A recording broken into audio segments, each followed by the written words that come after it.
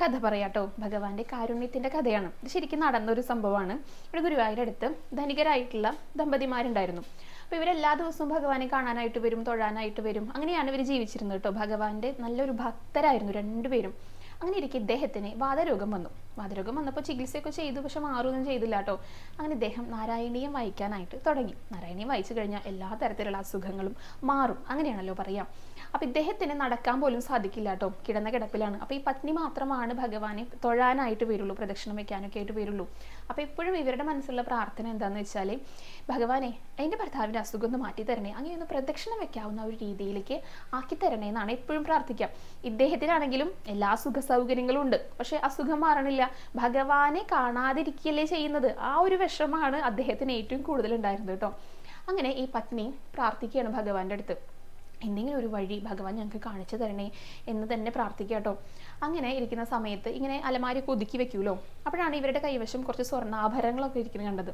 അത് കണ്ടപ്പോൾ ഈ ഭാര്യ ഇങ്ങനെ പ്രാർത്ഥിച്ചു, ഭഗവാനെ ഇതെല്ലാം ഞാൻ എൻ്റെ ഉണ്ണിക്കണ്ണനെ സമർപ്പിച്ചോളാം, എങ്ങനെയെങ്കിലും എൻ്റെ ഭർത്താവിൻ്റെ അസുഖം ഒന്ന് മാറ്റി തരണേ, അങ്ങേ പ്രദക്ഷിണം ചെയ്യാവുന്ന ഒരു രീതിയിലേക്ക് ആക്കി തരണേ, എൻ്റെ കെട്ടുതാലി വരെ ഞാൻ അങ്ങേക്ക് കൊണ്ടുവന്ന് സമർപ്പിക്കാം എന്ന് പ്രാർത്ഥിച്ചു കേട്ടോ.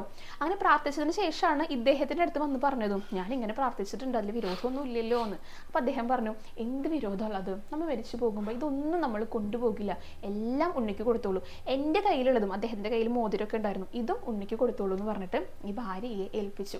അങ്ങനെ അന്ന് ഇവർ കിടന്നുറങ്ങുക കേട്ടോ. അപ്പോൾ ഈ ഭാര്യയുടെ സ്വപ്നത്തിൽ ഉണ്ണിക്കണ്ണൻ വന്നിട്ട് പറയാ, അത് എനിക്ക് കെട്ടുതാലിയൊന്നും വേണ്ട കേട്ടോ, അത് കഴുത്തിൽ അണിഞ്ഞോളൂ എന്ന് പറഞ്ഞിട്ട് ഉണ്ണി ഒറ്റ ഓട്ടം.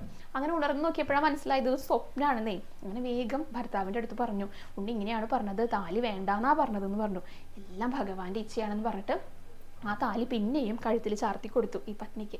എന്നിട്ട് പിറ്റേ ദിവസം ഭഗവാന്റെ അടുത്തേക്ക് വരാൻ കേട്ടോ, ഈ സ്വർണം കൊണ്ടുവന്ന് സമർപ്പിക്കാനായിട്ടേ.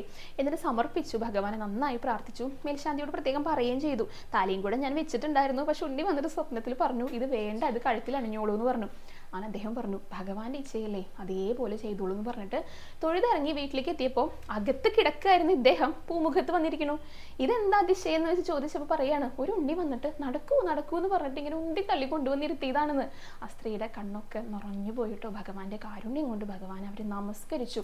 യഥാർത്ഥത്തിൽ നാരായണീയം വായിച്ചു കഴിഞ്ഞാൽ എല്ലാ അസുഖങ്ങളും മാറുമെന്നാണ് പറയുക. പക്ഷെ അവരുടെ ആ താലി പോലും സമർപ്പിക്കാനുള്ള ആ ഒരു മനസ്സുണ്ടല്ലോ, അത് ഭഗവാൻ കണ്ടു. അത് സമർപ്പിച്ചു കഴിഞ്ഞാൽ പിന്നെ അവർക്ക് വൈധവ്യം വരില്ലേ, അതുകൊണ്ടാണ് ഭഗവാൻ അത് വേണ്ടാന്ന് പറഞ്ഞത്. അങ്ങനെ അവരുടെ എല്ലാ അസുഖങ്ങളും മാറിയിട്ട് സുഖമായിട്ട് അവർ ജീവിച്ചു.